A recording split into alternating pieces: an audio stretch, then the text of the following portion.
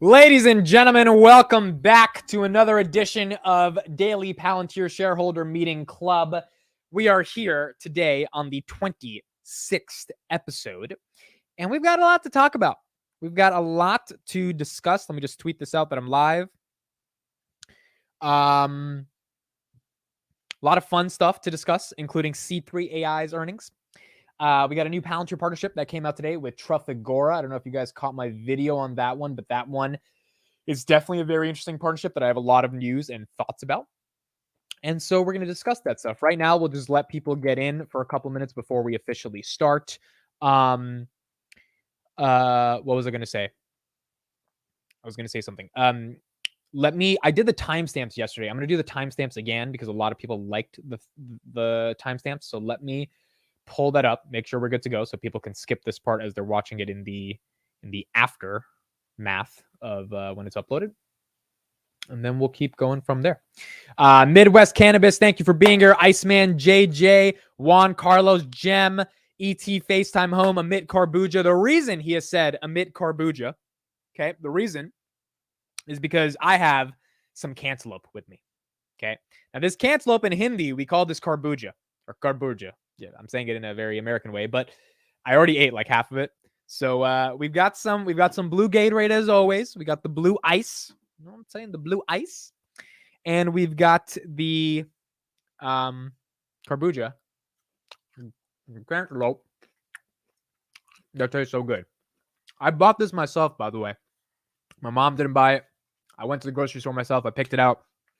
Now, granted, I did tell my mom to cut it. I was like, Mom, can you please cut it? So like she did cut it for me, but I had to buy it myself. Mid is getting tired of reading the same names. No, man, this is part of the best part of doing this is getting to read everyone's names and people that are there. Let me just give me 1 second. Let me send a text real quick, and then let me get out of this. 1 sec.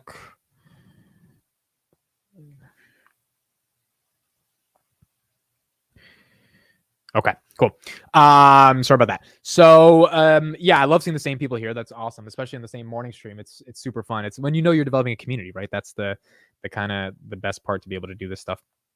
Okay, so what do I need to do? I need to set up the YouTube stream thingy. All right, here we go. Right here. So we're going to put in the timestamps, make sure people can skip over all the parts they need to do, and then we'll get started. Crossroads, good evening. Adam, hello. Thank you for being here. Samrat, J. Abram said you should buy back into DNA. You know, I've thought about it. Obviously, I think the time to buy was when it bottomed at 115. The problem is, man, it's still overvalued really badly. Like, management is not executing to the level that people would argue warrants buying the stock. I know Kathy's big into it, and I love Kathy, but imagine if I didn't sell my DNA when I sold it at 292. If I didn't average down aggressively, I would still be bag holding Ginkgo Bioworks. So I sold it at a really good time, and it was obvious why you should sell, right? Like, obviously the macro was getting horrible, and biotech was not going to be good in a bad macro. I think the market bottomed October 14, 2022. So I sold like literally right before it because Ginkgo was still kind of at a premium. But in general, man, like here's a simple fact for why I'm not buying back. Their biosecurity revenue dropped by like 40% because, or not more than 40, it's like 60% because COVID's over. Theoretically, COVID's over. So there's no need for biosecurity. So like a lot of the growth projections that this was a $240 million a year business that went away. I mean, I don't know where you're getting that revenue from when it comes to Ginkgo. So it's one of those things where it's like, I just don't feel comfortable buying them at all. And if I miss it, I miss it, but it's a long-term play. It's not one of those, like if you get in at $3 or $4 and it goes to 20, which it should do if it's that phenomenal, getting it at 1 or 2 doesn't make that much of a difference. So not that interested in Ginkgo right now. Okay, so let's get into C3AI earnings. So I have not got a chance to go through their pitch deck, so I'm going to be going through it live with you guys right now. I want to pull up their numbers and discuss a bunch of things. Let's go to their investor relations page. C3AI is a company that has pivoted from being an energy company to an IoT, Internet of Things company. And I think in 2010 or 11, they chose to kind of pivot into this kind of AI play. Their founder, Thomas Siebel, has a history of let's just say he's a very interesting guy. And as a result of him being a very interesting guy, one of the things in the industry is he's not as trustworthy as most people think. And as a result of that, it's not the easiest to kind of believe him when he says a bunch of the things he says. And so let's get into that in a second. Jay Abrams, real quick. I don't think you were up to date with the new partnerships. Do some DD? No, Jay, I've tweeted about the partnerships with DNA. None of those partnerships are resulting in massive forms of revenue. And a lot of them are like fairy tale. We partnered with Google to make AI engineering LLMs. It's like, okay, sure.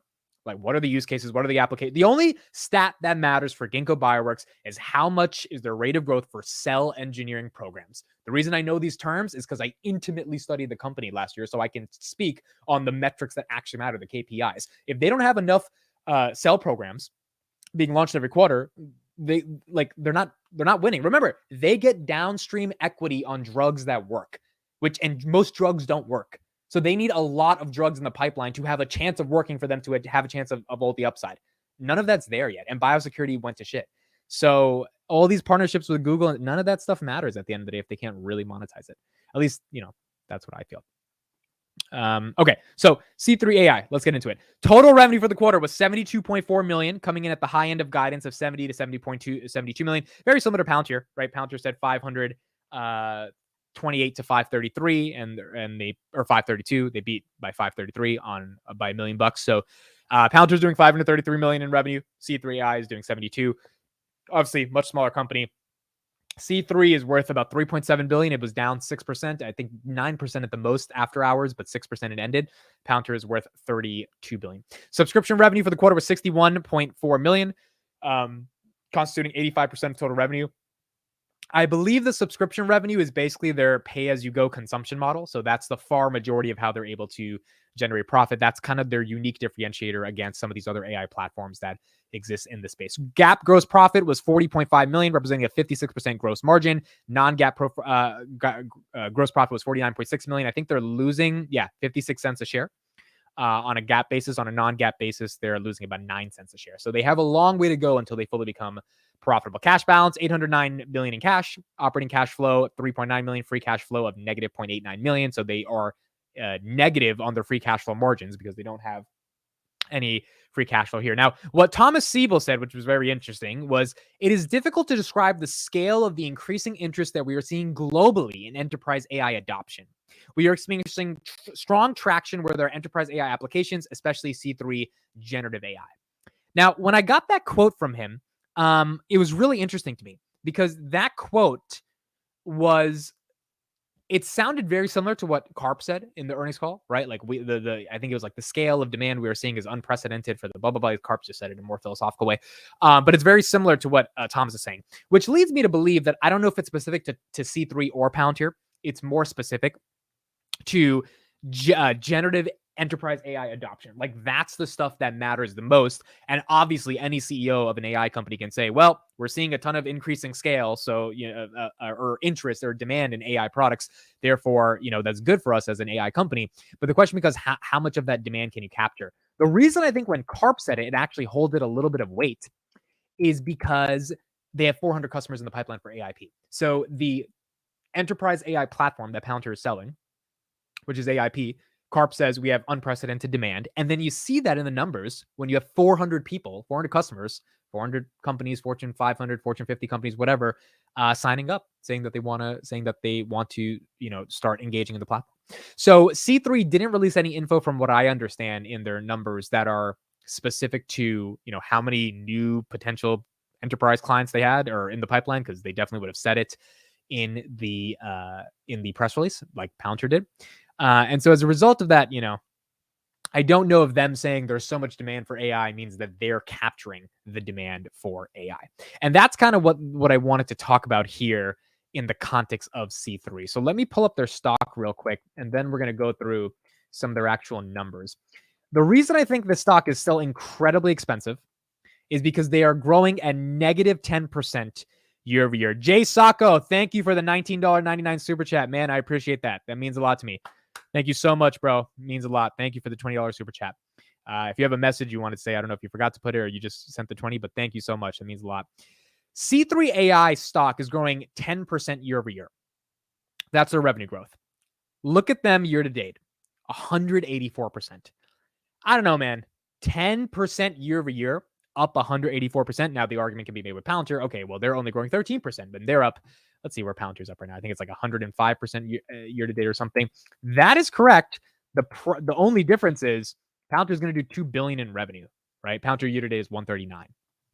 C3AI lowered guidance, and they're not profitable, and they're not doing anywhere near as much as Palantir. On top of that, I mean, it's a joke, right? Like Gotham, like the stuff that Palantir is doing in the military, Ukraine, if you are going to give them a premium, like there's a lot of ways you could justify a premium, right? And we're going to talk about their Trafigura partnership today that I think is also pointing to a very big market opportunity for Palantir. But for them to be up 184%, growing less than or right at 10% year over year, not being profitable, and really just getting this momentum based on their ticker symbol, which is what I think is the main thing that's driving the stock, it's tough to be able to give them the benefit of the doubt. Here's also some additional numbers that I wanted to go through here. So this is visualstocks.com. It's one of the stock platforms I use. Not my platform, not sponsored. It's by a friend. I do pay $10 a month for it because I want to support entrepreneurs doing cool stuff in the world. So you guys can check it out. I think it's a really cool platform to be able to analyze stocks. But I mean, let's look at it, right? 3-year revenue growth at 21%. Revenue has done decently. I mean, it's been okay, right? In terms of the revenue growth, it's not been horrible, but it's definitely not at the level where one could justify, 200% in a year. Net income has gone worse and worse and worse because they are not profitable. Now, granted, they probably don't want to be profitable yet. But in a world in which the market is asking for profitability and specifically GAAP profitability, for a company to be up 200% and not be profitable, that sounds like there's a bubble. I mean, if you're not doing like interest rates are at 5.25, you're not profitable, your stock's up 200%, and you lower your guidance and you're not growing as much as like more than 10, 15%, that's not good, right? For the stock to still be up that much. That means there's some level of hype that's holding up the stock to be there. Obviously, shares have gone up in terms of shares outstanding. Operating expenses pretty much in line. R&D obviously has had to go up over the past couple of years because they're expanding more into AI. And I don't think they have that much debt from what I understand. They don't have any debt. Let's see their stock compensation. Stock-based comp. They might have okay stock-based comp. So let's go to that one. Okay, so stock-based comp, let's see yearly. Last year, stock-based comp was 113 million. This year so far, it's at 216. So far it's doubled. 113 million. Let's go to the revenue for 2022. Revenue was 252 million. Stock-based comp was 113. So basically half of their revenue was stock-based comp. That's not the best. I mean, Palantir, I know, has been bad, but it's normalized to about 22% of revenues at this point in terms of stock-based comp. C3AI is sitting at a hefty. Let's do the exact math there. 113 divided by 252. 44.8% of revenues, stock-based comp. Not the best. And then you got to be asking yourself, whenever it comes to stock-based compensation, I ask myself, is the stock going to employees that I think are deserving of all that stock because they're going to increase the stock value in the future and they're going to do something meaningful when they get their options? And so to me, with Palantir, it's a very simple. I've met the Palantir employees. I've talked to some of them. I've had conversations. These guys are smart. These guys are not a joke, right? They know what the hell they're doing. I'm like, yo, if anyone's deserving stock-based comp, it's you guys because you're working so damn hard to get this company to the right direction. C3AI, I don't know if that's necessarily the case. Sachin says C3AI is a quasi scam where they are selling Toyota Corolla as a Ferrari. It's interesting. It's very interesting for why Sachin feels that way, because a lot of people in the industry also feel that way in the context of C3AI. Our good friend Data Driven Investing, Chris, he covers SoFi a lot. I didn't know this, but 10% of his portfolio, or not 10%, but 1 or 2% of his portfolio is hedged with AI puts. He's like, look, if the market goes to shit, this is the company I'm betting on that's going to tank and be able to print on some of my hedges. Lunar Excursion says C3 relies on subscribers. Talk about a thin product. It definitely is a thin product from what I am understanding. It's obviously not as thick as something like Foundry or Gotham or Apollo, nothing like that. So their ability to enter into the enterprise is a lot more easier. The problem is, like, if you got a thin product, really, what's the overarching moat outside of your go-to-market strategy? Remember, Thomas Siebel is still under investigation for potentially misleading investors by saying that we have 60,000 people that are selling our software. That's like me saying I have 60,000 girls that are, chasing after me. Now, there's about 50,000, but I would be over exaggerating with that extra 10,000, right? Like that's just a gross misexaggeration. From 50 to 60 is a lot. These guys barely have 60 people selling their shit. And so they're under investigation for this idea that in earnings calls, he said, oh, we have all these people. By the way, I think it's 12,000, not 60,000. But we have this crazy number of people in partnership with Baker Hughes, their largest client, to be able to sell our product, whether it's 12,000, 13,000, whatever. But in reality, it's only 60. And a lot of investors feel like they bought the stock too high because of that misleading. Again, if you tell me, you have thousands of people selling your product, I'm more likely to invest because you have a big sales force. There's only 5. Maybe you're not going to be able to sell it as much, right? So I think it's a little bit tougher. Your friend paid a hefty premium for his puts. Well, that's the reason. Remember, the reason he paid the hefty premium is because it's a hedge, right? He doesn't expect that money to come. I mean, if the market does well, then he'll do way better in his other positions. But if the market goes to shit, then obviously he'll be able to benefit from that. Sachin, I see you're in the chat. If you want to come on the stream, please let me know, and I will send you a link, and you can come on and shed us some insight on what you think about C3, what you've heard in the industry. Also, if you want to tell us about the company you're building, Sachin's working on his own little startup. You want to give us all a little pitch or anything? I know you're super busy, but if you want to come on, let me know, and I'll send you the link, and you can hop on. So in regards to C3 earnings, the stock fell 6% after hours. I don't think the stock will fall dramatically this year as long as the market holds up. Obviously, we had a bloody red day in the market. Palantir, in terms of their stock today, was green. And it was very weird why we ended green or semi-green. We were at, I think, 15.20 is where we ended. You would expect on a day like this, we go to like 14.30 or some ridiculous number, but 15.30, we stayed okay, and we were there. All right, Sachin's coming on. Yes, ladies and gentlemen, we haven't heard from Sachin in a couple months, so I will send you the link, Sachin, on Twitter, and we will get your thoughts on all things C3 and Palantir. Turkstein says, last September and October, Palantir had a nice stretch of governmental contracts. Maybe we'll get a repeat. Yeah, I think it's a good point. A lot of the government stuff should be coming in soon. Or not soon, but I mean, we already did get 118 million in June. So theoretically, I remember we got the CDC contract, the UK contract, the UK, what is it called? The UK Ministry of something. We got is 91 million bucks. The Defense Ministry in the UK. That's what we got last September. So we might see some more contracts going into this year, going into the end of the year as well. And we'll see if that happens. Okay, Sachin, I sent you the link. You've got it. What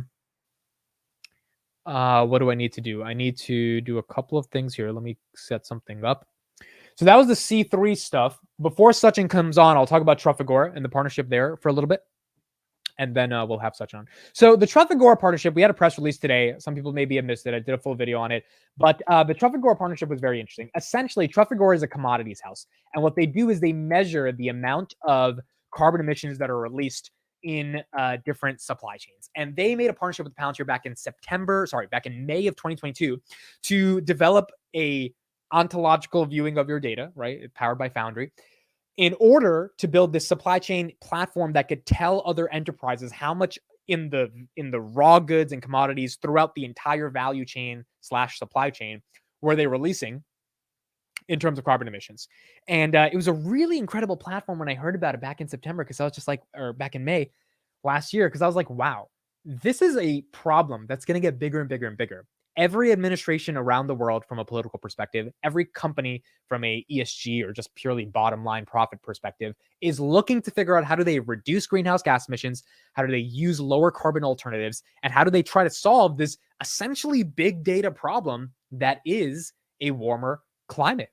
And in order to be able to solve those problems, you've got to be able to make sense of trillions of data points to be able to figure out what's going on. So this water bottle, this Gatorade Zero Blue Calorie water bottle, there are so many internal idiosyncrasies and components to this bottle in order to get it to be made. And there's probably a crap ton of carbon emissions that are released around the entire supply chain to get this bottle to my house.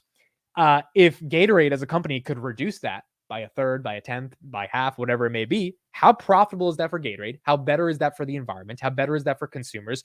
And overall, how more can that lead to a renewable energy shift long term in terms of where we're shifting in from a geopolitical perspective and from an economic perspective. Obviously, it is monumental, and it's a market that's only growing and growing and growing. And so the partnership that they extended with Trafigura today was in the energy sector. Last year, it was in the metals sector. And so it's just going to be expanded to all these different companies around the world that need to be able to keep track of their emissions.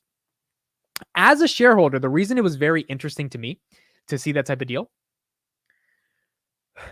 is I want to, and again, that deal is not going to move the stock or anything, right? It's a small deal. I don't even know if they're getting any money off that. They're just building a partnership. The reason I like seeing those types of deals is because those are the deals that I care about for the long term. Again, I know we focus so much on the day to day, but I don't want to sell a share of Palantir till 2030. So if I don't want to sell till 2030, my question as a shareholder becomes, do I think the company is aligning themselves in a really unique way that establishes the broader problems that are existing over the next 10, 20 years for them to be able to take a nice stab at it?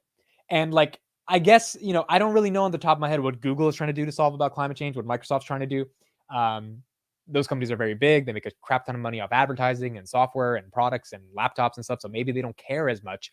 But when you have a company like Palantir that's only doing $2.1 billion in revenue, they're looking for these massive industries to be able to target. Healthcare, obviously one of them, and climate change and energy, another one. And if you go on renewable energy on Palantir, actually, we should go to their website right now so I can show it to you guys. They have so many different offerings for how they can help in the renewable energy space. These are the partnerships with companies like Trafigura that I want to see them be able to take over, because these are the partnerships I believe over the next 5 years that are going to be monumental and big, or at least point and orient the company in the right direction for what they're trying to go after, what they're trying to target. Right now, Trafigura. Tomorrow it's Shell, right? Tomorrow it's BP saying, all right, we're going full renewable. How do we, make sense of our data, do all this stuff? That's where I think Palantir is gearing up for. And these partnerships are an ability for them to get there. All right, ladies and gentlemen, the man of the hour is here. We have not heard from him in a while, so I'm very excited to hear from him today. Sachin, thank you for being here. Hey, glad to be here, Amit. How are you doing, man? I am doing very good. Okay, so I have a bunch of questions, a bunch of stuff I want to ask you and pick your thoughts on. But first, let's start with what you were talking about in the chat. I think you can give a lot of insight, given you're in this industry. You talk to a lot of people. You said C3AI is a quasi-scam, which is a pretty big accusation. Why do you think that's the case? So, I think it's my opinion on them. And let me try to... So, when I initially saw their product, actually I like their product, to be honest. It's very clean. It does few analytics things pretty smartly. I have seen it in a couple of companies now. But when I see their product and when I see their management talking like big things, okay, then I see a complete disconnect. Okay, and to be fair, I studied their product quite in detail, as much you can from an outside-in perspective, because I was leading digital and data strategy for a competitor which is far bigger. Okay, I wanted to understand. Were you thinking of procuring their software at one point? No. We are not thinking of procuring. We were thinking like, if whenever there is a product in the landscape, you want to understand like, okay, what it does, what it goes. Is it doing something that we don't do? But when I started, I find it's just another product that does decent things. But then I started listening on their investor relations and what Tom Siebel says. He says like their product does things that you need 100 companies or 75 companies to do it together. Now that's pure bullshit. There is, and they keep pushing this narrative. So I feel it pretty bad for the sales team and the tech team, because I think they are doing quite decent work in having something that works quite. But the Siebel is trying like a hyper aggressive sales or whatever. I think I cannot give him a pass on this. This is, in my opinion, unethical. This is as much you can do scam in financial world without being completely illegal. So he's trying to pull that Why off. is he talking like that? Why is he being so braggadocious about it? Because obviously every CEO brags, but you're saying he's taking it to a different level. Why do you think that's the case? Yep. See, personally, what he is doing, I don't know. But Siebel, if you look, he can be considered a successful entrepreneur in general. He sold Siebel Systems to Oracle. Okay, so my understanding is that when he came to C3, he came to C3 with some expectations. Okay, and there are expectations on him to push the company to a certain certain volume or certain, I mean, size. I mean, see what they are doing. They're doing 73 million a quarter. That is less than probably 3 clients Palantir is doing.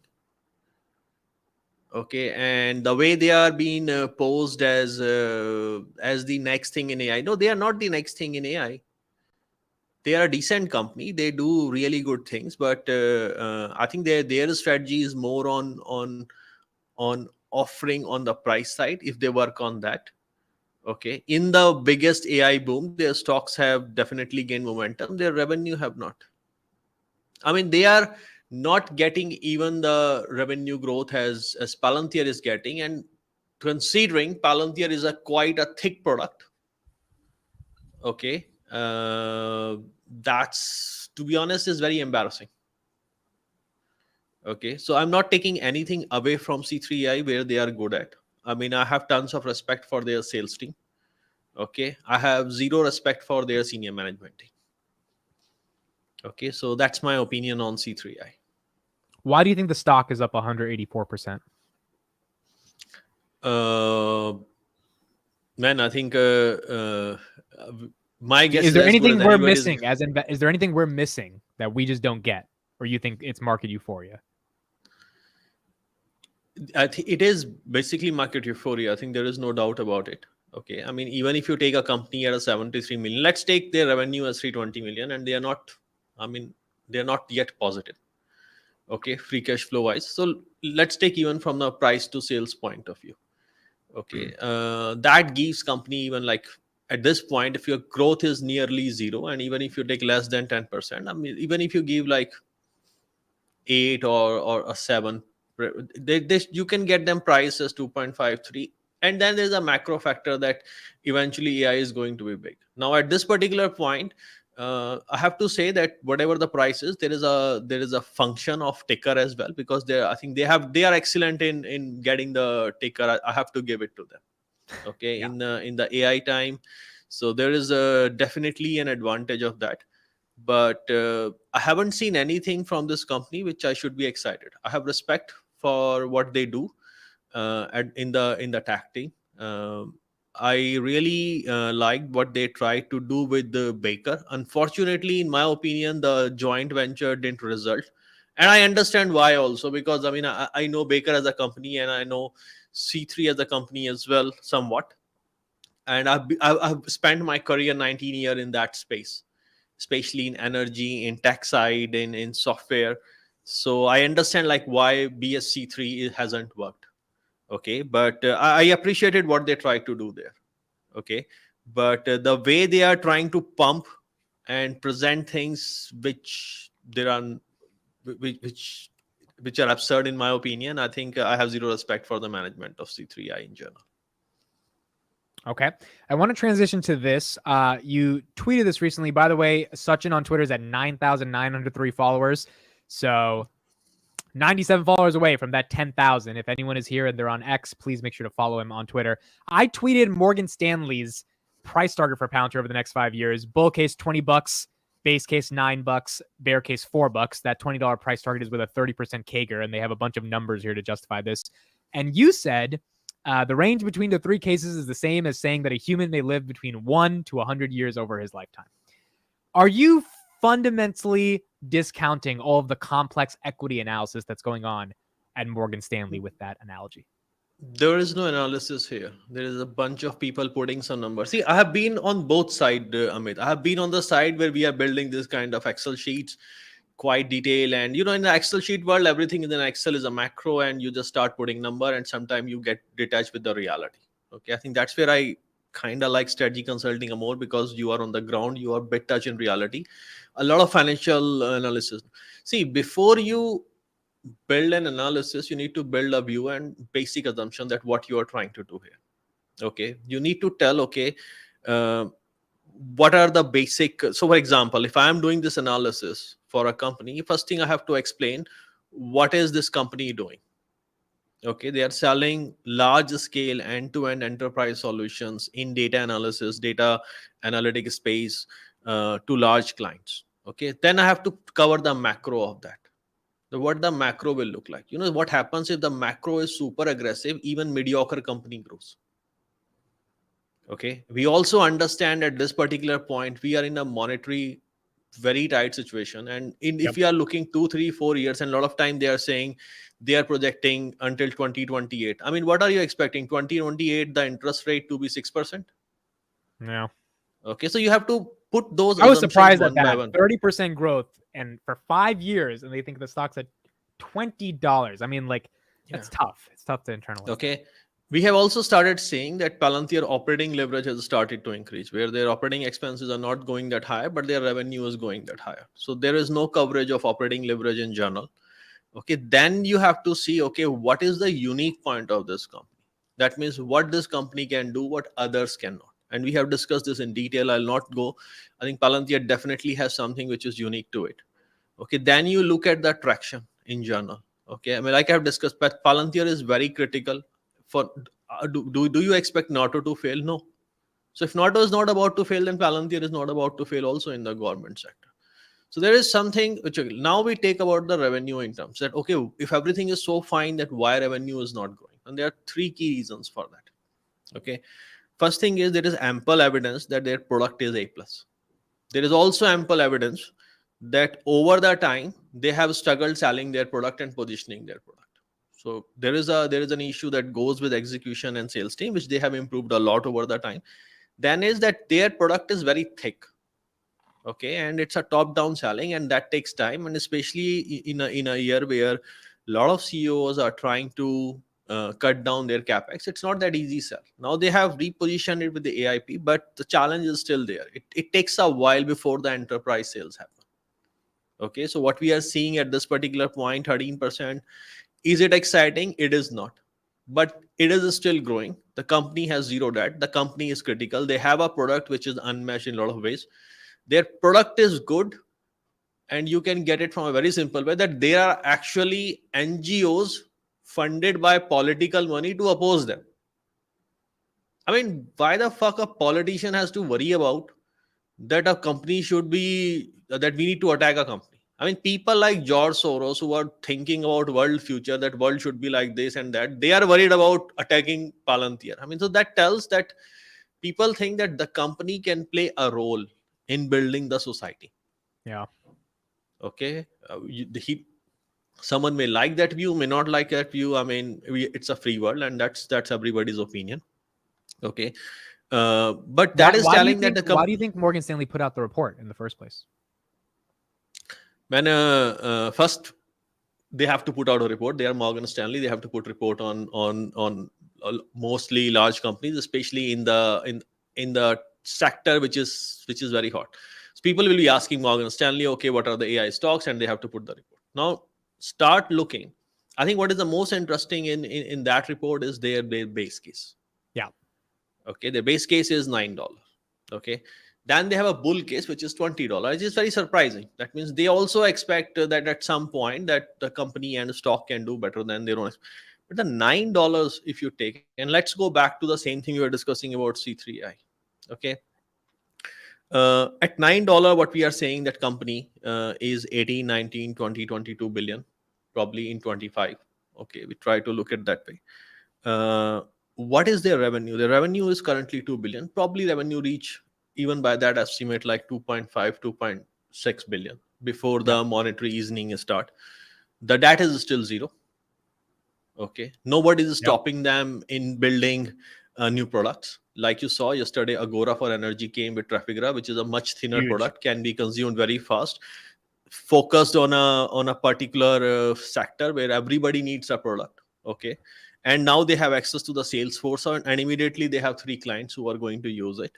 Okay, and they have not accounted for the improvement in the operating leverage. Okay, we also know, and even yesterday I was in a meeting with the CEO of a company, and I mean, it's a large company, around $10 million in revenue, and the questions I was answering was around the implementation of LLM. Okay, so you're the latest AI consultant these guys in Malaysia come to now. You're the guy that they want to talk to. No, not the first. It was not in Malaysia. Okay. Okay. Malaysia, not a lot of companies are doing 10 billion in revenue. So it was an international company. Uh, I mean, I was in the meeting, of course, because I work in a digital space in energy, and also because somebody, I mean, the CEO on the other side was a very good friend for a long time. Okay, we worked together for some time. So the thing was, the question was again coming around the LLM, and I was explaining them the same thing on that part also, that that why and how the LLM has to be implemented, and you need this trinity. That means you have your own data which you want to be completely ring fenced. Then you are also, because like if you work in an industry, you have your supply chain, and supply chain is sharing some data. Some data they'll be sharing with you, which they will not be sharing with everybody in public domain. So you have proprietary data Right. which you need, and you want these two data to talk to each other, but you do not want that ring fence that your information should go to your OEM. And then you have open context, okay, which is you can get from Llama or you can get from Chat GPT, but you need these three LLMs together, and you have to be very clear that how these LLMs use each other's context. Okay, so this is what I call the trinity of LLM, and on top of that, you need that ontological layer. So people need to understand, who don't, I mean, who are like very naive around what is why LLM and why ontology. LLM allows you to extract a lot of information out of unstructured data, while ontology allows you to build relationship and kind of symbiotic understanding that what links to what. Yeah. Okay, so you have an structured information that is linked, and then you have an unstructured information. Now it's such a very complex web. That is where you need something like an AI logic and AI assist on top of it, which actually tries to help you, like what is allowed, what is not allowed, who can access what, who is accessing what, how we are recording, is it in compliance, is it under RB. So you need something that wraps around it, and that's what potentially AIP is positioned to do it. Okay, so in theory, the AI implementation on enterprise is not as simple Yeah. as it is, but the thing is, the problem was complex even before AI came. The only challenge now people have is not a focus. Earlier the problem was how to solve it. Now the problem is more in the tactical nature, is okay, in order to solve it, what do we need to do? Mm. So that has changed now. Okay, so when you think like, so now when you're looking for such a large picture and you see, okay, what product solves what problem, I think big tech, Palantir, that they are the one who are more in the larger categories. Okay, companies like, I would say Snowflake is there, but Snowflake like goes there with like series of partners. Okay, you will do this, you will do this, we'll take care of that. That's not a bad approach also. Okay, because that allows a lot of modularity going forward, but it also complicate the solution moving forward also. Mm. Okay, so that is the decision which executives has to change, that are you going to go so no, I think people who have worked like in between 2000 and 2005 in enterprise setting, they will be surprised, and if they try to look at how many different solutions from different players you were using. You were using McAfee for and you were using Eudora for email. Now over the time, everything now, either you are using Google workspace or now you are using Microsoft. You didn't realize, but a lot of over the 20 years things have converged, and that Right. is exactly going to happen in the AI space also, that currently you are scattered all over the place, but with time you will start converging on one or two. We have seen yesterday what happened with United Airlines. I mean, so people talk about enterprise software, okay, what it can do, what it cannot do. I mean, it can shut down your company Yeah. if it is not been addressed. Okay, so personally, I was actually, so that's why I said that the Morgan Stanley report doesn't serve any purpose. It doesn't provide any good base case. It doesn't provide any bull case. It doesn't provide any bear case. It's like, I mean, if you give somebody, okay, this is a company that has a revenue of $2.5 billion in 2025. It has zero debt. It is growing by 10%. What should be the valuation in this macro? You ask somebody will say 4 to 10 PS is okay. It will cover very high versus variable. That's pretty much what they have done. Yeah. So I That's mean, why yeah. why to spend? So just because you can write complicated formulas in Excel, it doesn't solve anything. And that is the problem with the analyst community in general, is that, and a lot of, I mean, it's in every, like Yesterday I was saying like Gary Black was advising Elon Musk on that people, because they're putting numbers, they suddenly think that they know everything that is happening on the change management side, on the strategy side, on the operation side, on the R&D manufacturing. And yeah, this is why analysts are not the people to look when you are looking for especially next gen companies, in my opinion. I could be wrong. Yeah, it's a lot of numbers put together, a lot of P/E, P/S, and you come up with some hypothetical argument, and then you're like, well, this makes sense. And it might make sense, but as you said, if interest rates aren't 6% in 2028, I mean, Palantir went to 45 with interest rates at 0, a year ago, with barely as much revenue as they have right now. So it's very interesting how they kind of throw out the different numbers for these price targets. I want to get your reaction real quick to one thing, and then I want to ask you one final question, Sachin. This was Karp today meeting with the Prime Minister of Estonia. And I just thought this video was just so cool because there's not many CEOs that are just shaking hands with these heads of states. The conversation was about medical, defense, healthcare, and energy solutions for the country of Estonia. Any thoughts you have when you see Karp meeting with these heads of states, and kind of what you think overall about where you think that governmental business really can go through over the next 10 years? So I think so again, as an outside in view, like first when I see that why somebody is even invited to meet any head of state, like we saw Karp went to see Zelensky. Okay, that means and especially in a time when there is a very significant conflict ongoing. Okay, the only reason a head of a state will meet to any CEO if they have a strategic proposal or advantage in hand. Okay, we saw in Malaysia, Datu Kanwar went to engage with Elon Musk because there is a plan. Okay, we have seen like Indian Prime Minister when in 2015. I mean, like he was in US. He actually went to see Tesla factory. Okay, so Right. it's very clear that when a senior leader of any company is engaging with a CEO, that means they are looking for some longer term solutions or longer term. Okay, and since then you can see like India and Elon Musk, now they are converging on a solution that how it is going to be. India is modifying their policy of dropping, at least reducing import duties on EVs if somebody is going for manufacturing. Tesla, in a way, quasi committed that they will put something in. So thing is like whenever a CEO is meeting a leader, like it doesn't matter which country it is. So it is not immediate sale, but it is building something which is going to be a very big pipeline in coming to future if it works out. Okay, the question is now is like when I talk about Elon is building something physical. Okay, in which is not easy. Okay, so people want Elon to be present. Every country wants, despite I mean, if you see Twitter world, Elon is like Darth Vader. But if you see the real world, everybody wants to be that. Okay, this is He's the where I hero. want. He's the hero. So the thing is like now, this guy, this guy is building software. So the question is like why somebody wants to give a same kind of treatment to a software company. It's not like even like, for example, if it is Satya Nadella, okay, in Windows and he controls almost all the PC world.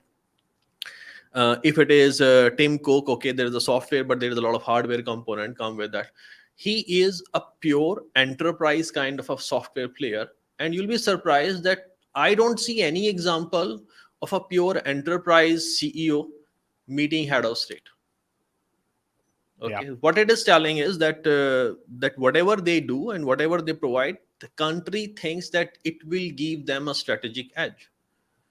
And what strategic edge they are looking the strategic edge in how they exploit and protect their data and how to deploy AI, whether be it's defense, whether be it's health purposes, whether be it's for the implementation of data regulatory. So there is an open view about this company, and eventually it will create some business for them. So it is positive. I don't see Siebel going to meet these kind of people. I don't. So yeah, I think it's positive. Agreed, 100%. All right, so we got 150 people here, 150 people that care a lot about you, Sachin. They care about your journey. They care about what you've been doing as a human being. They obviously have A lot of them made a lot of money because of your thoughts around Palantir when it was at $6-7, fighting off all the FUD that exists. Can you give us any updates on what is your life like right now? What are you doing? You don't have to be you can be as specific as you want, but I know you're trying to build a company. What space is that company in, and kind of what are the struggles day to day that you're going to build something out of nothing, and kind of what are you going through right now in that journey? So I think I have three main challenges. Let me try to put it. Of course, like the moment you start putting effort on an idea, that a lot of work you do which create revenue, you have to cut it down. So I have my revenue has dried down, okay, because I have cut down almost every contract except one, and even for that contract I have reduced my work hours like 1 or 2 days a month. Okay. Wow. So you're really going So all in on this idea. This is your thing. yeah, that's the idea. I mean, like, let me at least start. So now I have three typical challenge. Okay, the first challenge for me is, see, I come from an industry where I have, at least I consider that I have deep domain expertise. I have a title of expert advisor in that industry, so I believe some people also take me like that. Okay. I have been on the tech side, so I can get things done. So the challenge for me, first part is that, okay, now when you are going to build a company, then there is going to be an outside in view that so I'm very clear what product I need to build. Okay. If I drill down and want to build that product by myself, yeah, I think probably I can do that, especially given all the support nowadays available, but probably not the best person to do it. So I need a co-founder who does it for me. Okay. That is the one thing. Does this have to be a technical co-founder? Yeah, I mean, I need a person who can do it twice, at least twice better than I can do. Right. Only then it makes sense for me. Because if either I can do it or I hire people to do it, okay. But if somebody has to be the co-founder with me, then he has to bring some sort of edge. Right. Okay. I mean, I know the industry, I know the domain. I mean, there is two portion of the product, one portion of the product I'll be doing it myself. Okay. But I need this major product is to be done by that person if he wants to hold the title. Okay. Now the challenge I have, so this is my first part trying, is like how to find it. Now Malaysia is a very unique place in that way. There's a lot of startup ongoing, but there is like specific sort of startups, and that is a challenge with actually most of Asia, I would say, even in China up to an extent, is you won't see a lot of enterprise kind of startups in this region. People don't make a product that, okay, I'm going to make this product and I'm going to sell this product to companies globally. People do make product, they sell, which is like B2C, but you don't make, there is no B2B culture here. Right. In whole of Asia. Even if you go to India, I mean, you take any Marvel movie and you look at the end of the credits, you will see how many Indian names, and the you will see the references of Pune studio. You will take any AAA game and you will see how much references of that is coming from India. But when you say that how many AAA games are coming out of India, the answer is zero. Because that is how the culture is. There's a very service driven culture. So either you people will go and people will make a very direct to consumer business, like people have done Grab and Shopee. Yep. Or Auto. or like okay, now China and what Ant is doing, or like Alibaba Cloud is doing, that's a bit different part, but that has been pushed on them because there is a government ambition there. But if you see free market philosophy in this part, people do not have that kind of like an enterprise startup thinking. Now the challenge I have been on that side. So only thing I think about is I don't see that, okay, how do I build a product that I need to sell in ASEAN? I always think, how do I build a product that I sell to industry? And your product is rooted in B2B, correct? In B2B. Okay. Okay. I mean, we have discussed a lot of time in concentric circles build. So I have a specific product and I want to start with a specific place, solving a specific part in certain way, clubbed with a very peculiar business model.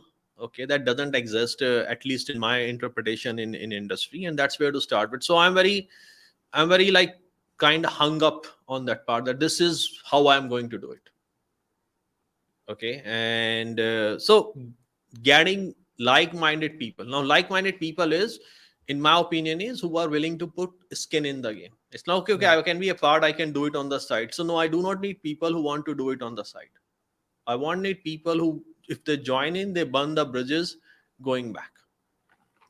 Okay, so because of the cultural context in Asia in general, like for example, if I hire a team in India and I want to build this product, I will easily get it done. Yeah. Okay, but the team which I will hire, their focus is getting done what I'm telling them to do. Yeah. It Make feels money. very unlikely to find a person who thinks it in a way the way I do, okay, and get it done and be the part of the journey. So there is a risk appetite when it comes for this kind of business is low. So getting a right co-founder was a big challenge for me, and this is where I thought, okay, why don't I go to a startup bootcamp program and see like-minded people? Right. Okay, maybe I get someone, because my idea is like, if I'm going to have a co-founder, he really has to be in A plus in his game.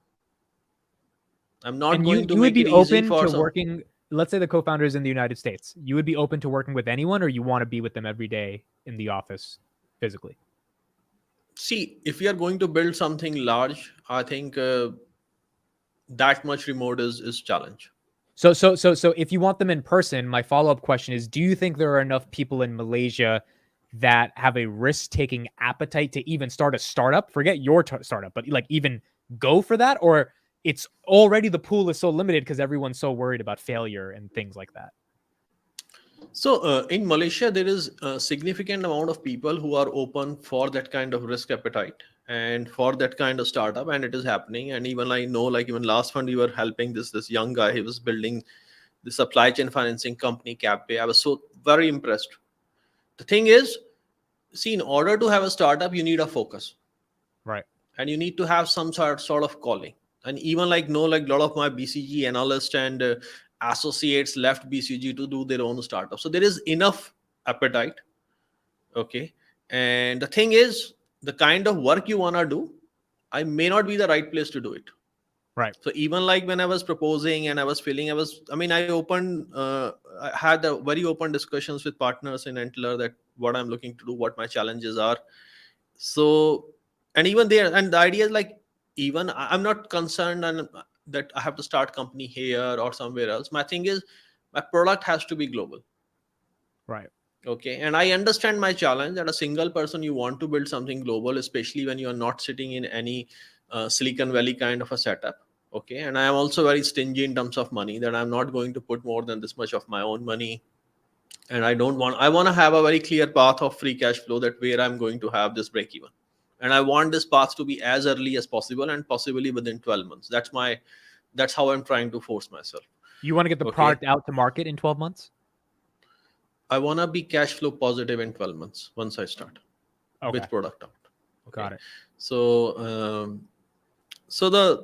see, you have to set milestones, which may be unrealistic at time. Okay. With time, we'll learn about it. But that's how I see it. And I have spent thinking about it for a time. So I think it's possible. So I need to get that person somehow who get it done. If I don't get that person, then I might have to delay the idea for a while. Okay. Then I need to build my war chest. That means I'm going to hire a team who is going to do it for me. Right. That means I have to put all the money in. Okay, so in that case, it might be delayed for a while, but the answer I'll know in December. So that is. If you had to pick between a co-founder and $5 million of VC funding to take 10% of the company, what would you pick right now? Like A plus co-founder or 5 million in cash? Co-founder. Why? There is this not. See, if you get the product right, see, I'm trying to. So let me give you an example. In 2012, a product that was doing 5 to 10%, what I was thinking, I'm thinking at this particular time in a very, very brash way, using TAC libraries with a language called Smalltalk built in 80s. OpenGL not been updated since 1988. That company was sold in $30 million. That is 2012. Wow. So getting a right product is far more worth, okay, than getting a VC money. And to be honest, I don't need 5 million. In order to get this product running, I probably need 500K. Okay, my understanding is if you, after deploying 750K, I don't get it break even, I'll have to rethink. So that's pretty much what I need. if you get the product done, you believe selling into the enterprise is not easy. Like B2B sales is Yep. tough. You think your connections and what you've been able to build for the past 20 years will allow you a way better opportunity, competitive advantage to do B2B sales than other people. So I think you missed the part where I said that the product has to be embedded within a business model that is very peculiar for the industry. Okay, so I have a certain thinking about how to push it. Okay, so I have been in the enterprise sales and I'm seeing the challenges enterprise sales have. We discussed enterprise sales a lot in the context of Palantir also. And what I'm finding is that the challenges in enterprise sales are actually compounding. They are not reducing. Okay, so at some point, you need to disrupt how a product is sold. Okay, and you have to start it somewhere very small with a very small thinking that, okay, why don't I push this solution in a slightly different way? Okay, you get the feedback. So I'm not trying to sell my product in any way as any enterprise sales is done today, and that's pretty much the sweet sauce if it works. Okay, But that's pretty much. you basically conceptualize the go-to-market strategy within the product itself, which is why you think Yep. So those things are, I mean, see, when you build a strategy, you need to be very clear. The strategy has to be 1 + 1 = 2. Okay. And the idea is like, okay, in order, so when I was looking for like how to push a product, and that time I realized that product cannot be pushed with this GTM because product is not built like that. Okay, so in order to build and you know, I'll be honest, in my last job I really tried to discuss this and to share it with as many people, that why it should be like this. But what I realized that in enterprise and especially in incumbent companies, people are not willing to change. If oil prices high, everybody is getting money, so there is no incentive to be changed. Yep. Okay, and why I know that this product is what I want, because I wanted this product all of my career. I was the user of this, and I tried to build different version of this product in different times with whatever I knew. Sometime MATLAB, sometime Python, sometime no code, and I used it, and I really loved it. Okay, so I know like there is a market. Okay, of course I have different ideas whether these ideas work will not. Okay, but so let me tell you the my thinking around this. So Amit, say you are Palantir and you are selling something.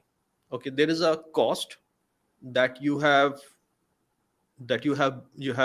invested in the product. Right. Okay, but now there is a cost that you are investing in selling that product. Right. Okay, now the company which is buying, they are also investing money because they are investing hours on that. Right. Okay, so there is, you can simply say that if a company is going to buy something which is 10 million, okay, they are going to invest some time and period on that. That money is also worth something. Okay, and I have done different studies and different roles, and I find that depending on what product, this cost could be quite high. Even if it is a very clear product, this cost can vary anywhere from 5%, sometimes even to 50% of the product you are buying, depending on the time and the effort and how much. And as we are going into this top down selling mode, this cost is actually increasing. Okay, Right. so if you can price the product lesser than that cost, that means what I'm telling you is that if you spend time in deciding too much on buying this product, you're already losing money. Right. That means the product is $1 and the decision you want to make to spend on it is $100. There's a So why massive don't you just opportunity buy cost. it? So why don't you just buy and test it? And that's where, okay, that's the end. So this is where you remember like my philosophy of thin tiering, that in spite of spending time in deciding, you will lose more money than you have actually will testing it. Right. Okay, so that is one. The second thing is, in order to build the product to that kind of, so that's, so you know, in order to do this, you need a product of certain kind which have that kind of thin tiering. Okay, and then you also need to give, and they say, okay, let's negotiate. There is no negotiation. Everything is online. Decide for yourself what you want, how much you want to pay, and what you get in response to that. And if you feel that what you are paying and what you are getting in response to that is not, and you want to negotiate on top of that, then I'm sorry, that means this product is not for you. We are Right. not planning to sell to everyone. Okay, so that's the idea. I will not chase everyone that buy this product. My idea is that I am offering you this much in this cost with this flexibility. You like it, take it. Okay, you don't like it, find something else. Okay, Let me ask you. Go ahead. so the idea is like I think this is another thing what happens in enterprise sales, that we chase everything. So I'm not going to chase everything. Yeah, not I'm going going to after chase a price. certain market. Okay, and so like I said, we discussed this concentric circle approach. So my first circle is very clear in my head. Okay, and Circle like meaning people you're going to reach out to. the product, how it is to be sold, to whom it is to be sold. Got it.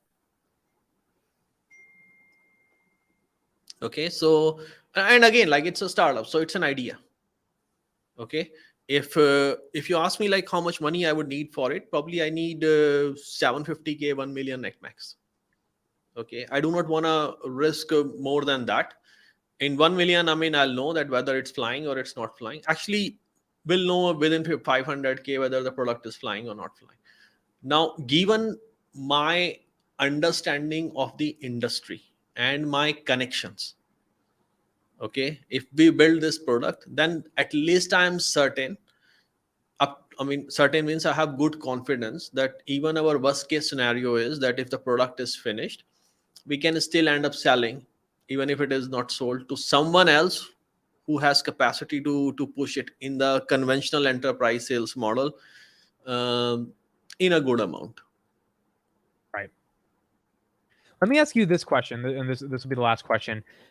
You are in your 40s. You have a kid. You have a wife.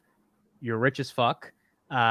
You've done well for yourself. I'm okay. I mean, I'm definitely not too. I mean, I'm okay that if I have to leave without doing anything, I can meet my expenses. You could theoretically retire. I could theoretically retire, but I mean, I wouldn't call it like especially given what happened in 2022, what happened with Klarna and everything. I no longer qualify to say that I'm rich as fuck, but I'm decently placed. Okay, so you're decently good, and even if you're thinking of putting up 750K of your own money into an idea that could go to zero, theoretically you could get 5% off 750K off T-bills, and you could do very well, right? Because I'm assuming you have some of that capital liquid. 750K is not a barrier. The barrier is that when I don't work, I don't get any money. Correct. That's a bigger cost for me. Right. So for example, like see, any place I go to work, I mean, based on what I was getting, I mean, I'll get a salary which is equivalent to at least say $500,000 a year easily. Right. Okay. So for me, and again, like it's, I mean, like at my level, when you are senior enough, the salary compounds fast. So to me, like 750K is not the big investment. It's when you shut down your career for a while, you lose those momentum. I think that's a bigger investment. So here's my question is, if you theoretically, could do well off, and maybe you could lose 750K, and your life wouldn't go to shit. Can you walk me through the internal mindset you have right now for wanting to start something that can go to zero? Because as I said, you're pretty well off. Obviously not rich as fuck, but you're decent. You're better than 99.9% of the population. What is the incentive to go try to build a company? Is it money oriented, or is it like, is there something inside of you that's trying to stretch this out of you as you're in your 40s right now? See, there is a money angle, but if I see money only, then I probably wouldn't be leaving my job, because I was making quite decent there, and I mean, I have good investments running in the side. So money is not the only thing. There are a few things, like when I was working in different jobs, and you have these different moments of enlightenment that why it should not be done like that. Okay, and then you try to explain it and communicate it to people, and you think this is a better way of doing and solving problem, and you have been on that other side where you have experienced this pain, and people don't commit to do it. There's a lot of frustration that comes in you. Okay, and it doesn't go away. For a lot of people it can go away, because once the dose of monthly salary comes, they forget it. I was not able to do that, and this frustration was kind of growing. And when did this frustration start? See, the frustration was always there at some point, but like especially the especially 2016 onwards, it's getting difficult for me to avoid these things. Okay, and then it kind of started growing in, and then I ended up changing my job from Schlumberger to BCG, and BCG gave me a lot of places, different ways to solve different problems. Okay, but then there is a limit of everything. There are things I can do in BCG, there are things I cannot do in BCG because it's a certain industry. So then I had to come out of it. Now, so let me give you a very simple. So I had a choice: take your salary, have career, retire at 65, and do investment in the side, and it's pretty okay. Okay, there is no point risking anything. So like doing all this, whatever I'm doing for last 1 year, I'm risking a lot of things. So there's a frustration for which, and it creates uneasiness in you. That means you are thinking about it, you are obsessed about it. Even when you're sleeping, your dreams are somehow affected by it. You see things which, so there is a sense that you want to do something about it, but you start feeling constrained. Okay, so it's more an inner challenge, and people can be inspired for different startups for different reasons. For me, is that I see a problem, I see a certain way to solve it, and I'm not allowed to solve it. So to me, that's so it's a bit of sense of freedom that if I manage to do it, there's a lot of sense of satisfaction that comes with it. Do you have a Okay. dream of a massive exit as well? Does that also come up in the dreams of like I sold it for $200 million, something crazy like that? No, my dreams are always about I'm using the product, Mm. and this is what the product is doing, and this is what is happening, and this is the problem, and somebody tells me this is so it's all around that. Okay.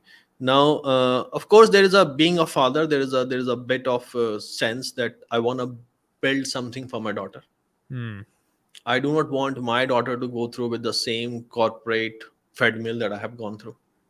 There are better ways to do things. So if you can give more, build something and pass, and if she can see my journey, probably that can inspire her a bit. Right. Okay. Right. Like for example, like she was in the final year of a school, so before that she had to do this summer training. I ensured that she does this summer training in a PE fund, where she started, and I was dropping her every day. I was picking her in the evening, and she was asking me question, okay, what is bond, what is hedge fund? And I never taught my daughter finance. A lot of people say you need to teach investing. My idea is like you put them in a context where they become curious about it. What does she And major to in find, college? she probably picked something in STEM, as much I understand. Okay. Okay. Okay. I mean, she will join college next year, so Oh, still a she's in few high more months. school. Oh, okay, I Yeah. got you. High So school. so they have to do they have to do a internship before the final year of a school starts. Got it. She did a Monte Carlo model, so she understand like how the Monte Carlo simulation works. And now, when you were put in context, she kinda. So the idea is like, I mean, I know people say you need to teach a lot of things, but my idea is like, she's 17.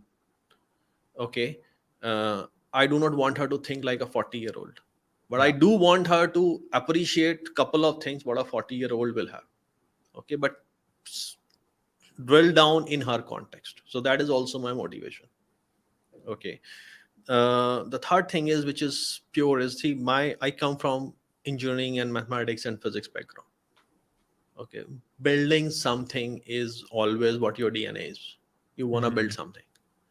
Okay, like there are things which when I think about it, I say, fuck, I don't care. I mean, how it will be done, but 20-year-old will be very proud that I managed to do this. Yeah.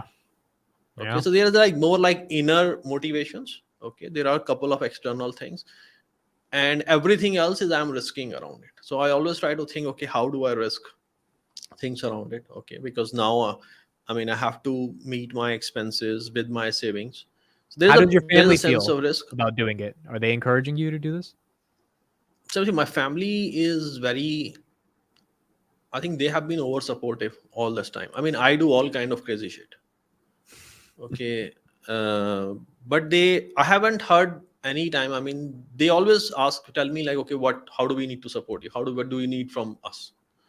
I mean, I changed my job. I said, okay, I'm leaving Schlumberger, going to BCG. Everybody told around me, okay, you don't do three-dimensional change. So three-dimensional change is when you change country, company, and industry in a Mm. same go. This is considered to be like a career suicide. I said, I'm trying to do it. And they said, okay. They were okay with that. Okay. I mean, they had to relocate twice within a year. because of me. They were okay. Then I said, okay, I'm leaving. Really, this COVID thing and working non-stop 14, 16 hours has exhausted me. I want to go. Then I went to London for a couple of months to do. And then I again left London. I said, okay, I don't think it's a night thing. They are okay with that. Okay. And then I said, I just want to try different things for next couple of years. They might not pay. They were okay because they understood that if I'm doing this, then at least I have certain confidence somewhere that I can. So I think everyone and everyone's family has different challenges, but this is definitely not a challenge in my family point of view. They support. It's hard to find a family that is supportive, because obviously a lot of families will, feel bad that you're committing career suicide. They want you to really go the safe direction, but given you've been safe kind of your whole life and you want to take some risks, it's really encouraging to have a family that wants you to do it. The point you've said about your daughter is also incredible, because as your daughter goes into the workforce, most kids model their parents, right? My dad has done nothing in tech, but he had a liquor store for 20 years. Now he has his own chips delivery business. So I get my entrepreneurial bug from my dad. I'm trying to do it in the tech space, which is totally different from what my dad did, but the same work ethic is there, because my dad built, a business over the past 20 years selling liquor and cigarettes, and it's just a different business, but that spirit is still there. So having your kids see you build that, especially when you're towards the latter half of your career, that's special for your daughter to see that over the next 10 years. So that's why, and again, I come from part of India and family where nobody does business. Nobody. Yeah. Okay. So for me to be that person that, okay, you need to leave your job because job is your identity and you are not going to have this monthly salary. It's just not another decision. It's very different from someone like me. People need to understand, I don't have pension. I don't have social security. I do not have, I pay for my medical 100% myself. Okay. I have parents to support. So it's not that simple straight away. If I mess up, I'm not going to get any state will not pay me anything. Okay. Right. So it's not a situation like that. So it was a tough decision in the starting. Okay. But I think it is also helped by the confidence that I have built over doing different investments. Okay. So I know like what the worst will look like for me if Right. everything goes to south. Okay, I can still survive for a while. I have decent relationship in industry. I know at least few problems. People have seen me in different part of worlds doing different things. Okay, my reputation is of a person who get things done. Okay, that's what. So I will at least find a job that can pay my expenses if nothing works out. My official last question for you is, what is your mental health like on a day to day? Like, what are you really struggling with it day to day? Are you happy? Are you like kind of just, can you describe what are you, not what you're struggling with, but mentally, how are you waking up in the morning and attacking the day?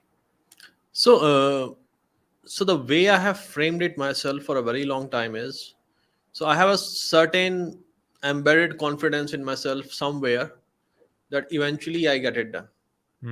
So everything before that is a process. If something really good happens, it doesn't mean I'm that good. If something really bad happens, it doesn't mean it's a process. It's going somewhere. Right. And I have done, like, even before I started my career in energy, I had like few different startups that happened, and I changed my career a few times. Okay. So I always have this confidence somewhere that I will figure it out. And before it figure it out, there will be surprises, there will be challenges. Okay. See, I have done graduation.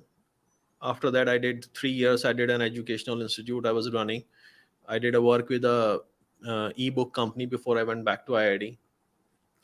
I have 4 masters.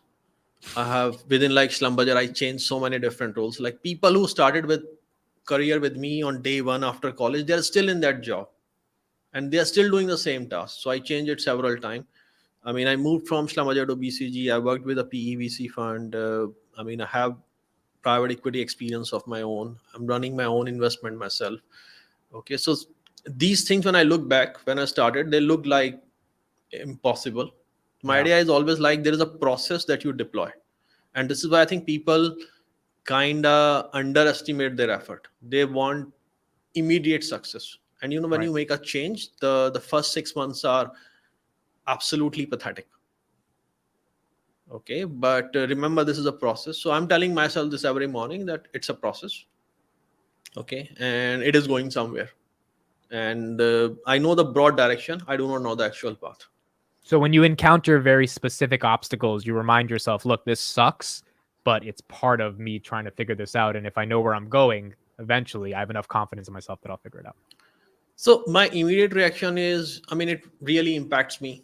That if it's a setback, I mean, I will get probably a bit sad and all. I mean, I'm a bit emotional, so my first reaction is always, I mean, a bit extreme. Real So I quick, try to. what do you do in that? Do you smoke a cigarette? Do you drink? Do you take a glass of scotch? Like, what do you do to get over that like really I bad generally feeling? go for a walk when I get Okay. into that mood. Okay, I Okay. mean, so my idea is, okay, let's go for a walk. Hmm. Okay, that's my kind of a reels. But then I think, like, once once that peak is subsided, I said, okay, what has it changed? I mean, like, okay, something happened, but has it changed anything? Like, Right. am I going to decide, okay, certain activities that which I'm not going to do, or I have to do something else? So I'll always try to focus is that in the broad direction of thing, has it changed anything? And a lot of time you find that it has changed nothing. Right. Okay, Yeah. so A lot of then times my the system. setbacks are the setbacks, and then you wake up the next morning, you're like, wait a second, I can still do this. Why the fuck am I so concerned? Right. So, I mean, like in my case, my system on thinking is very strong, and I rely a lot. Okay. Ideally, my system to thinking, I'm trying to work a lot. Okay. Because it triggers once in a while, but when my system to thinking triggers, it really does wonder for me. Okay. So, I mean, people who are not very clear or system one and system two thinking, I would always like to advise this book by Daniel Kahneman, Thinking Fast and Slow. Okay. But How I much do mean, you it's work a good if, day? How many hours do you think trying to get this started? I mean, Do you like different do things two I do. hour works and then you take a break, and like how do you kind of structure it from that? I think it's like 14, 16 hours, to be honest. My mind is always thinking about it. I Wow. mean, so if you think, like, that's what I said. For me, it's a bit of obsession. Yep. Okay. I mean, my idea is like, even if it's not getting done, I it has still has to give me some sort of insights and intellectual thinking. Okay, why it's not done, why it is done. That at least, like, for example, tomorrow if I go back to job, I can still explain to people, okay, these were my insights. Right. Okay, and some of these insights could be of your use. Okay, so like I said, I mean, now I'm obsessed. I'm not playing video game nowadays. I mean, I haven't played video games for a long time. I'm not doing anything else. If I really get I mean, I stopped working with my trainer because I thought, like, when I'm working in gym with my trainer, it distracts me. So if I go to gym now, I'll work with entirely on my own. Right. Okay, Right. I go to walk because if there is a noise in head and I'm not thinking, okay, I said, okay, let's take a walk, think about it. One thing which helps me is a lot of visualization, that what it would look like, what will happen if I'm discussing about it, if I'm raising finance about it, what are the questions going to come to me, Almost as if what are you're the answers. imagining pitching it to any audience. You're Yeah. kind of doing it in your head. Yep. So, like, for example, I mean, I know I haven't discussed a lot about product and everything here because, like I said, it's a B2B energy industry, so it's a bit complicated from that point of view. If I have to simplify in a very simple way, that see how decisions are made in a enterprise setting, what are the different tools you use, you'll be surprised that even the companies which have some of the best softwares, when it comes to they end up using a lot of small pieces of software, and they're like, depending on which industry and company you are, you use anywhere between 10 to 50 softwares, plugins, setup, just to get the decision process right, which is pandemic at this particular time. A lot of value is lost, there's a lot of information is lost in that. Even with the implementation of many softwares and including softwares like Palantir, I don't see that is helping. Like, for example, I see how it is done in BP, and I say that you are solving such a large complex problem with in such a fancy way, but then there are small things which are literally not being solved. Yeah. Yeah. Okay, and you lose a lot of value that has been there. So I have a certain way. Okay, and it could be entirely wrong, I could be delusional, like you can never say about that part, but that's what I'm trying to test. Okay, this is my official last question for you. How do you deal with the audience, whether it's your family, friends, general public? You know, you got 10,000 people on Twitter. Let's say you start this in November, you find the co-founder, blah blah blah blah, and then all of it goes to shit. It fails in a year or 2 years. How, are you ready, and how have you prepared your mind to deal with? We may make a lot of progress. We might get to Series A, Series B, and then it goes to shit. Like, how do you deal with people's perception of your potential failure? Actually, there is nothing to deal with. I mean, I give shit about how people think about me. Okay, see, at the end of the day, like I said, it's a journey, it is going somewhere. Okay, that journey may not be this company, that journey is leading to somewhere else. Okay, so there is a reason I do like that. So Amit, when I was in school, I was very conscious about like what peers think of it. Okay, this person got admission in engineering, I didn't get, and I was really, it was really affecting me, and I didn't realize, because in a competitive environment, that's how you look like. So when I was 18, 19, I was diagnosed with this issue in my knee, which was quite serious, and I had to go through with this operation and kind of rehabilitation. And when I went through with it, the only thing I cared about is, can I walk again? Can I run again? Okay. Yeah. And that particular time, I didn't think, okay, my friends have got admission in engineering, they are 3 years ahead of me. That particular time, the only thing I cared about is, can I walk again? Right. So the experience of that incident has got some clarity to me. So every time like I get into this, I try to remember things from my past. So what people think about it, I don't care. I mean, I'm 45 now. Okay, life will be over somewhere between 65, 85. You never know about it, maybe before that. I did what a lot of people only dream of. you know uh, Yeah. when I was in Schlumberger, when I left in 2018, I was seeing a lot of people around me, excellent career, decorated. None was happy given that state of industry. And I said, I mean, I cannot work in a place where people are unhappy. How did you know they were unhappy? I mean, you talk to them, you work with them, everybody is bitching about things, and it is happening. At some point you say, man, fuck, somebody has to do something about it. Oh, what we can do? Because this you will be surprised, the drug of monthly salary, Yeah. especially like when in mid career and you have family, it's so strong, you just cannot get off of it. And then I used to start thinking, okay, I said, I also cannot do anything about it. And then you frame the question differently, is why you cannot do something about it. Yeah. Then the question is framed also differently over a time, is, okay, what are the different things you can do?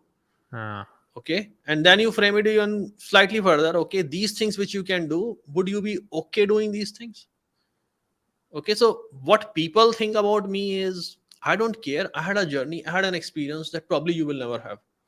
Like I have said, if you're not playing, if you're trying to playing to save, you're not playing at all. So what people will think about it, I really don't care. I Okay, love it. I mean, I had a fun ride, and I learned some experience. Probably it will probably I'll do another startup 10 years later. that Yeah. that time it come handy. So like I said, it's a journey. So yeah, I think, and same to you also, that don't bother what people think. Okay, I mean, people, this is what I said, and I covered it also, that we care too much about networking. Yeah. Okay, and networking is very good when you're looking from outside in perspective, from sales and business development. But when you're looking for your personal development, and that you need a trusted network, people you trust, people who enjoy your success. Yeah. Okay, and these people will always understand what you are trying to do, and these people will always support you. Anybody else, yeah, I think don't care too much. It's something, and this will end it off here. First of all, thank you so much for sharing all this. I think a lot of people, the 130 people in the chat, they probably got a ton of value from this. I obviously, I've started my own startup. I've been on my own journey, almost 2 years into the journey, 1 year after raising money, and I have caught myself in the past couple months like thinking like, oh, all my friends that are 25, 26, they have these 6-figure salaries, they're in these careers, blah blah blah, and you get into that feeling of like, man, am I on the wrong track? Like, did I decide to go build this thing that is not successful yet, and I'm working my ass off every day trying to make it successful, whereas these guys are collecting 10K a month and they're setting up their 401ks and all that stuff. And it sometimes I have to remind myself, like, wait a second, why did you even do this in the first place? You did it because that was the version of reality you hated, because you realized once you get into that version of reality, you're stuck in that area. And there's nothing wrong with the 9 to 5, nothing like, but like sometimes if you're more ambitious, you just want to break out of that. And so I think it's important to remember, just like with your knee, like all I care about is, can I walk? And if I can walk, damn it, let me go fucking try to fly. So, the way I see it, and I think, this is a power of framing is very important, how you frame the question. Okay. And this is a very underrated fact. So for example, somebody living in California, come out of college and working, let's say, for a tech company that is paying 500K. Okay, perfect. I mean, this is a good situation. Yeah. Okay, a lot of people. Now you frame this question that you work 9 to 7 for 300 days of work. Okay, out of those 300 days, 150 days what you work, you don't get a single dollar. The money goes to government. Right. Well, okay, and that particular time you try to visualize yourself a picture of Joe Biden. Okay, and you say 150 days your money goes to him.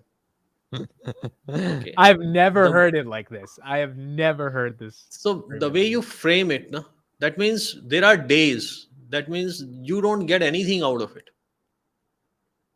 Okay, that tells you that, okay, are you satisfied with the value you are getting for your effort? Okay, so my biggest frustration came, Amit, was, so I was always this guy you need. I was always this guy who will go to war and fight for you. So I was always this guy who will be next to Galactico. Okay, you want in the meeting, you want things done, but I can never be Galactico. Okay, and so that is where I had this opinion that everybody wants me, but nobody wants me to replace them. Right. Okay, so that's where I said, okay, and a lot of time, and so you can live a good life with that. That's a corporate ladder. This bureaucracy. That's a corporate ladder. I mean, you can live a good life with that. And then what happens that when you do, people try to pick hobbies, they start playing golf and other things, and because you need some purpose somewhere now. I'm a very singular focused person. I just couldn't take it. Yeah. I said, I don't want to be the guy in arm. I want to be the guy. Yeah. Okay. And and I'm a bit blunt from a corporate perspective, especially. Even if I can speak diplomatically, I don't want to speak diplomatically. I speak very direct. That's my brand. Okay, that's why people love me, hate me, whatever you call them. But my understanding is very simple. How you frame, I think people should spend more time in understanding that what do I mean when I say frame the question. The way you frame a problem completely changes how you look at it. Okay, so if you are paying 50% tax, remember 50% time you are working for that guy who is speaking the words which you barely understand. Okay, then it's a different problem. And then you tell yourself, if you're okay with that, you're okay with that. I mean, that's fine. That's great. Thank you so much, Sachin. I'm putting his Twitter in the chat. I think a lot of people that were here probably enjoyed it. Thank you for breaking down your mindset. Not only did I need that, but I'm sure there's plenty of people here that are thinking about big decisions in life, and framing questions differently, it seems to be the key to unlocking some level of understanding of what to do with these decisions. And people who are listening, they need to remember that that there is I'm not just saying it because I'm doing it or this is on my head. I mean, you're not a motivational speaker. I'm not a motivational speaker. I'm actually, there is a consulting company I work in with the UK, by which I only help students. I mean, like, I get professionally paid for it. My people come to me and they pay money, okay, via this consulting company to actually understand how to frame career questions. Wow. Okay. I mean, so this is something I get in debate with a lot of students. Right. And career and I don't do it is from the reason I get paid for it. That's a whole different thing because you present. But the reason I do it is because this is the biggest challenge I found in my career is that a lot of things and a lot of conventional wisdom is actually wrong. Right. Okay, it's been created and but it actually doesn't solve anything. Okay, so a lot of students that come to me, they're from the top business colleges in Europe to understand like how to approach career after MBA, how to approach career in industry, how to approach career in MBB, and these are the topics I go with them in detail. So this is not something like I'm speaking only from my mind. I have a professional experience dealing with people on this topic. I can tell because what you said for the past 40 minutes was just absolutely golden. Absolutely gold. Thank you, everybody, for joining. This was great. Please follow Sachin on Twitter. Sachin, thank you so much for taking the time. It means a lot to me personally. I'm sure a lot to people in the audience. And we'll talk again. Bye, everybody. Glad to be here. Okay, bye. Thank Stay you so safe, much. everyone.